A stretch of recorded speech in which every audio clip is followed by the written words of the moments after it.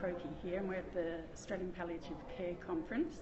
I'm about to talk to Michael Moore, who is President of the Public Health Association of Australia and International President of the International, what is it? Pretty close. I'm CEO of the Public Health Association of Australia and I'm President of the World Federation of Public Health Associations. I check that one out. That's okay. So you've just been part of a panel discussion here on voluntary assisted death and the implications for palliative care.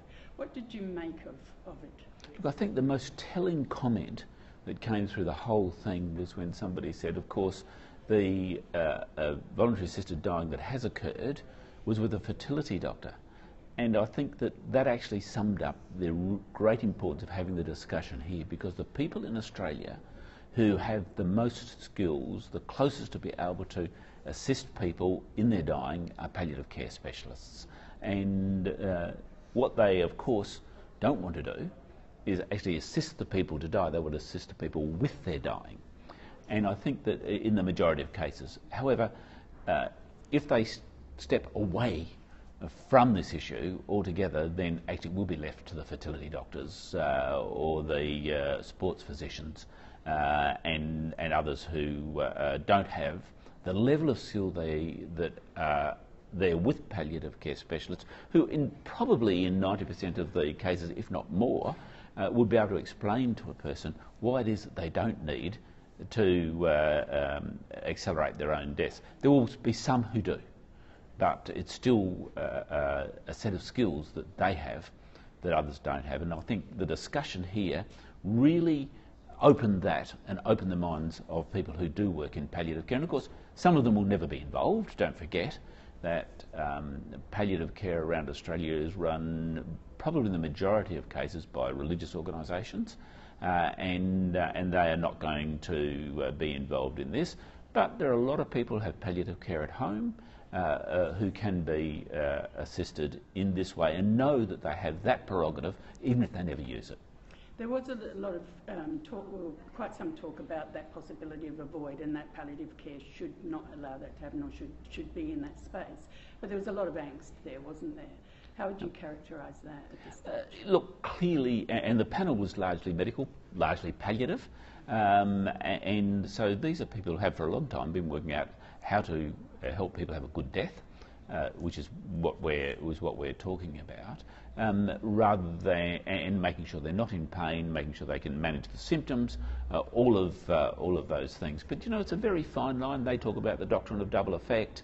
They talk about the fact that, and there was an example given today where people are sedated so that they're not in pain, seriously sedated, and then they can no longer eat, they can no longer drink, and so they die. Well, I've got to say, that's not very far removed from voluntary assisted dying, and I think the nuance in there is one that comes in the mind of people who work in palliative care rather than in the general community who would say, well, actually, it's the same thing. There was criticism from Sir Peter's Hawke that you agreed with, that there wasn't a consumer voice there. Can you talk about that?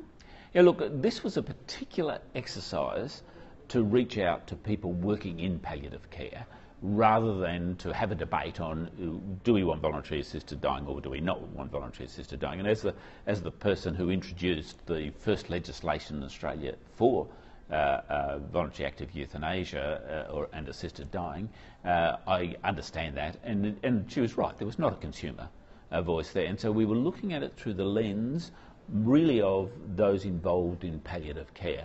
For this audience, I think that was right.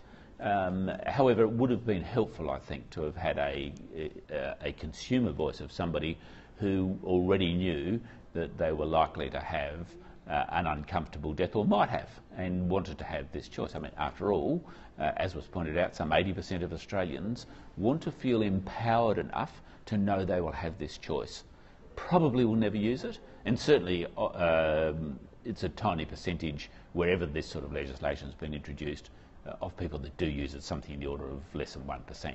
But we want to know. Would it have muddied the water a bit in the sense that it would have got perhaps with the consumer down to yes or no for voluntary assisted death, rather than a discussion about implications for the sector?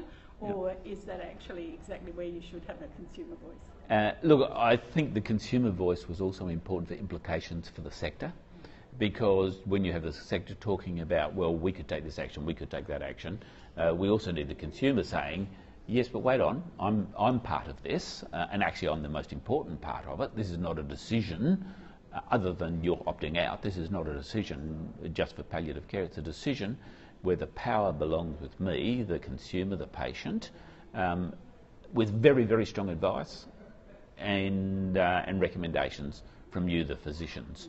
And I think in that sense there was an element missing, but this was really about a discussion of professionals about how they should be handling it, and that's why I raised the issue of the consumer voice that had to come in there, following the question from the floor. Yeah. Now, speaking of professionals, and you raised that about the trying to or thinking about the planning in the system that is going on, for the introduction of it, and it looks very likely that will happen. You talked about a minister going to estimates and being asked, where's the funding, what's the funding for, and all those. Training was a big issue. The sense that nurses really haven't been trained in this field, or a whole bunch of areas. What are the issues for the health system? Is it actually ready to be able to take on this challenge? Oh, look, I think that the legislation will need a serious lead time, and regulations will need to be prepared, but also codes of conduct and processes. We'll have to think through ethical issues, and these need to be set out. And at least in Victoria, there is a serious discussion that's been going on, a report from the Ministerial Advisory Panel on those issues. So I think they can be done, but there are clearly going to be funding issues associated, and I think this is a really positive part of it, that palliative care is underfunded, has always been underfunded. As we get an ageing population, it's going to accelerate exponentially, and I think that that's one of the issues that comes up through this process, because people want to know that when somebody does choose to have assistance to die, every other option has been explored, and you can't do that in an equitable way unless there's adequate funding.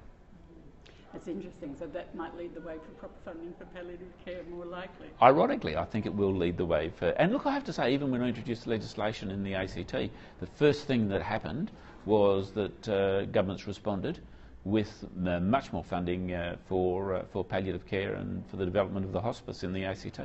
So where to from this discussion? What do you think, and how can you help lead that? Well, I think the legislation is now what will go through. When the legislation goes through, I think then it becomes real. And I think that the first step here with palliative care specialists having this discussion means that some of them will go, actually we are needed, because if you leave this in the hands of somebody who doesn't understand palliative care at all, suddenly comes into it, then they will be encouraging assisted dying instead of taking people through an appropriate process, where the vast majority who have the initial intention probably won't practice it, but they know they can if it comes to that. Thank you very much, Michael. You have to go jump on a plane, huh?